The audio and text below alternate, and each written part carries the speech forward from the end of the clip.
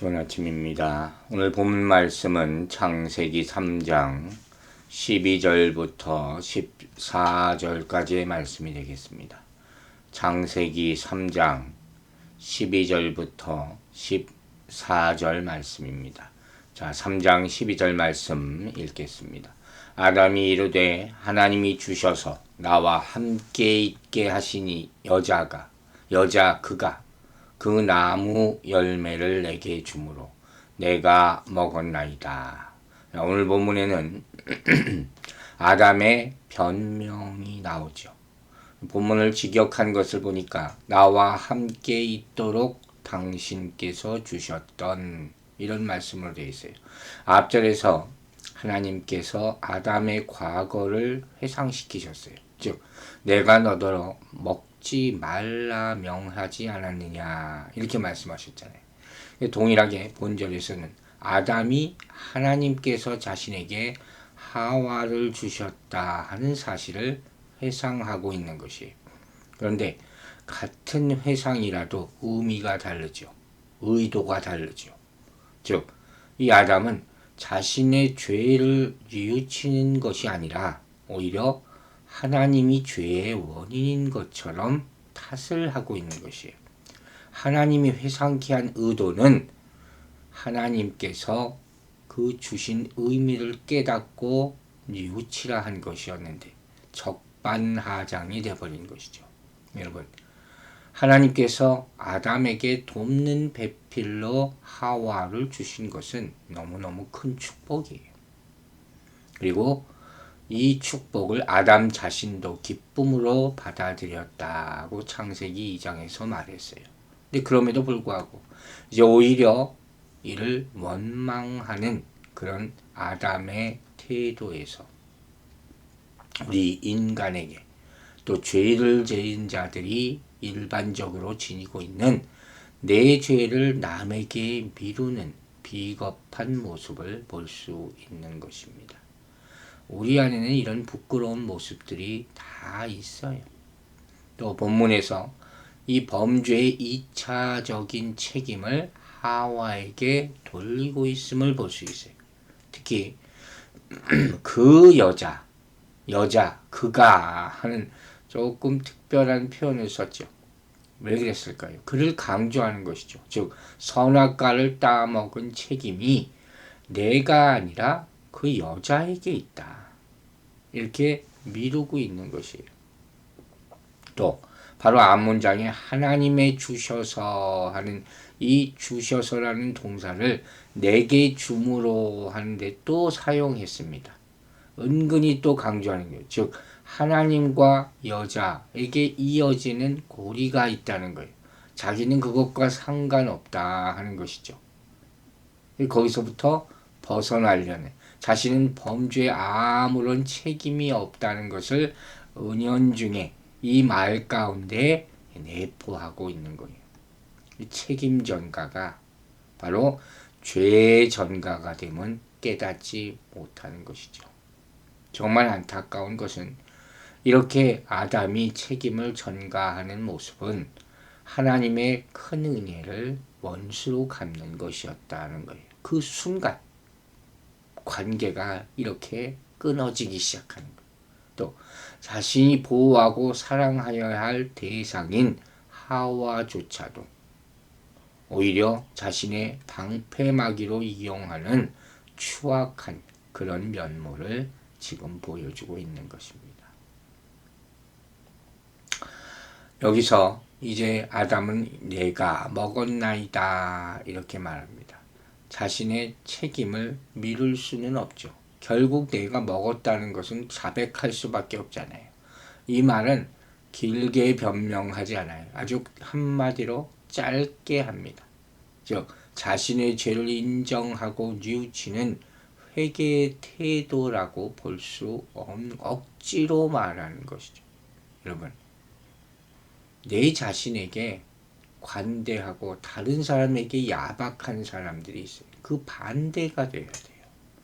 다른 사람들에게는 관대하지만 내 자신에게는 굉장히 스트릭하게 살아야 된다는 것. 그래야지 죄를 짓지 않는다는 것. 만일 죄를 지었다면 하나님 앞에서 자신의 범죄를 솔직하게 인정하고 용서받으면 된다 했어요. 그런데 그럼에도 불구하고 아담처럼 자신의 죄를 솔직하게 인정하고 회개하기보다는 필요 없는 변명만 일삼는 모습을 우리 인간들은 보일 때가 많다는 것이죠. 이게 바로 아담과 다를 바 없는 우리의 모습인 것이에요. 자, 이제 13절입니다. 여호와 하나님이 여자에게 이르시되 내가 어찌하여 이렇게 하였느냐. 여자가 이르되 뱀이 나를 꾀므로 내가 먹었나이다.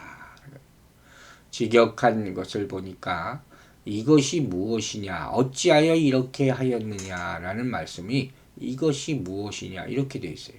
즉 이 말씀은 무슨 의미냐, 하나님께서는 하와가 범죄한 이유를 묻는 질문이라기보다는 하와가 무슨 일을 했느냐, 도대체 무슨 일을 한 것이냐 하고 회개를 촉구하는 단도적인 질문을 지금 보여주고 있는 것입니다. 여자가 뭐라고 합니까? 뱀이 나를 꿰었다. 여기서 이 꿰므로라는 단어는 길을 잃게 했다, 속이다 이런 의미예요. 즉 나로 하여금 길을 잃게 하였습니다. 자, 이처럼 하나님 앞에 범죄한다는 말의 의미는 뭡니까? 하나님만 바라보고 바른 길을 가야 할 사람이 하나님에게서 눈을 떼는 거예요.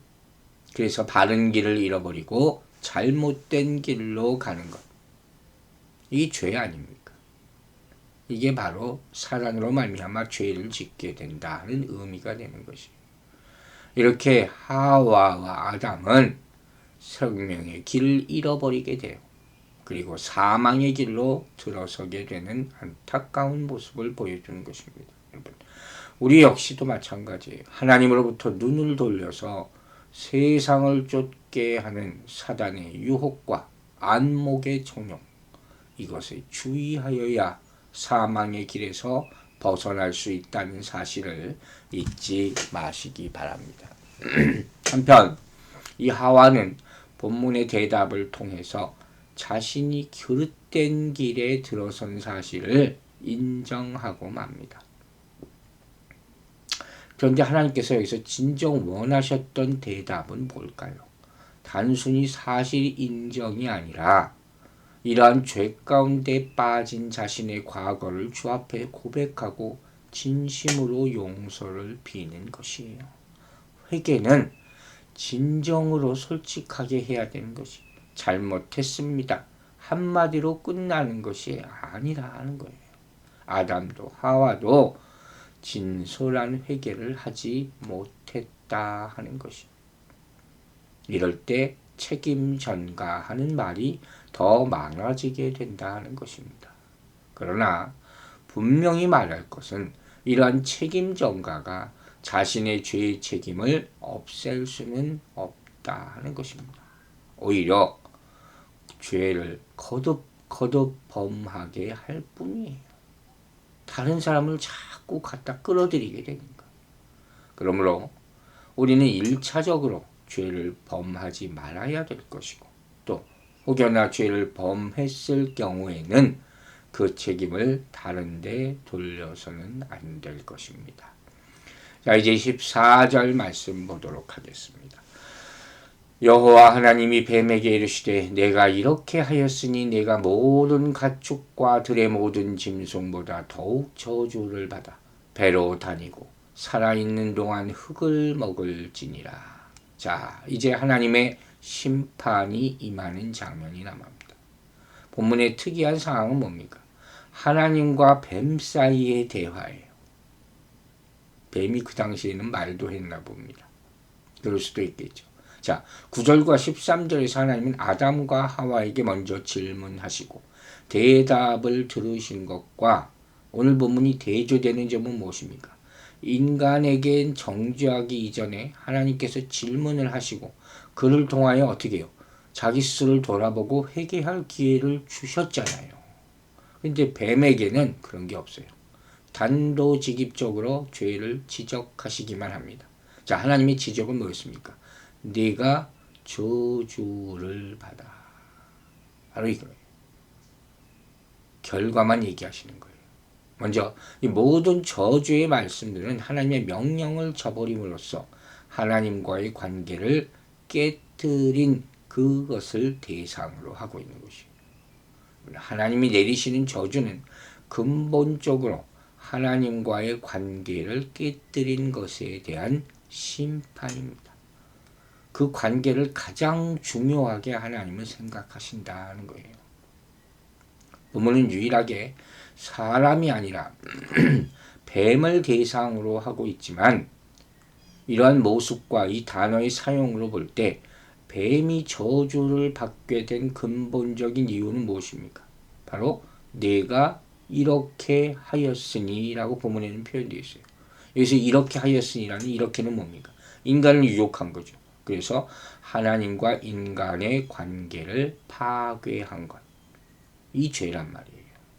여러분, 하나님의 창조의 가장 보기 좋으신 결과물인 인간 안에서 인간의 지배와 관리를 받아야 하는 그런 피조물이 바로 뱀입니다. 창조의 질서죠. 오히려 그 피조물인 뱀이 하나님과 인간과의 관계를 파괴해버렸어요. 그야말로 용서받을 수 없는 그런 죄를 저지른 것이에요. 또 한 가지, 여기서 저주라는 단어의 의미는 포기하다라는 의미도 포함하고 있어요. 따라서 본문에서 뱀이 저주를 받았다는 말은 뱀이 비록 하나님의 피조물이기는 하나 은혜의 원천이신 하나님으로부터 멀리 떨어져 나갔기 때문에 스스로 하나님께서 다시 은총을 베푸시는 것을 포기한 상태에 이르렀다는 것을 의미한다는 거예요. 은혜의 한계가 있다고 제가 분명히 말씀드린 바 있습니다. 여러분, 뱀뿐만 아니에요. 죄를 짓고 하나님의 용서를 받지 못한 모든 피조물 역시 현 세계에서 뿐만 아니라 장차 그리스도 재림 이후 나타날 하나님 나라의 영원한 형벌 가운데 처해질 것이라는 사실을 잊지 마시기 바랍니다. 하나님을 거스르는 죄의 무서움이라는 것이 바로 여기에 있다는 거예요. 회개는 빨리 할수록 좋은 것입니다. 그렇지 않으면 또 다른 거짓말, 또 다른 거짓말, 또 다른 변명을 자꾸 만들어내게 돼서 돌이킬 수 없게 되는 것이 종신토록이라고 했어요. 내 생명의 모든 날들에 하는 원어적인 의미를 가지고 있어요. 즉 본절은 뱀에게 내려지는 형벌의 엄중함을 이와 같이 종신토록이라는 단어를 통해서 강조하고 있는 거예요. 이처럼 이 뱀에게 내리는 형벌은 엄중한 것이에요. 그런데 영원히 소멸하지 않는 영혼을 가진 인간에게 주어지는 형벌은 영원토록이에요. 그런 의미에서 인간에게 주어지는 축복이 큰 만큼 형벌 또한 더 엄격하다는 거예요. 영생과 영벌로 나눠지게 되는 일이 마지막에 일어나게 된다는 것이. 자, 이제 마지막에 흙을 먹을지니라. 여러분, 흙을 먹는 동물은 없습니다. 실제로 그런데 뱀은 지금 오늘 현실로도 땅을 기어다니면서 먹이를 먹으면서 그때마다 흙, 티끌이죠. 함께 먹고 있어요. 패배, 굴복, 수치, 멸시 이런 것들을 상징하는 표현이 바로 흙을 먹을지어다. 하나님의 뜻을 저버리는 범죄자들, 죄인들은 이와 같이 흙과 같은 비천함 가운데서 헤어날 수 없는 운명에 빠지게 될 것이라는 경고의 말씀입니다. 여러분, 우리가 분명히 배웠어요. 뱀은 모든 동물 가운데 가장 영리했다. 그죠? 그러나 그 영리함을 잘못 사용한 대가로 가장 큰 저주를 받게 된 것을 본문이 보여줍니다. 우리는 이러한 사실을 명심해야 될 것입니다. 그러므로 항상 겸손하고 경계하면서 하나님으로부터 멀어지지 않도록 순종하는 삶을 살게 되기를 주의 이름으로 축원합니다. 기도하겠습니다.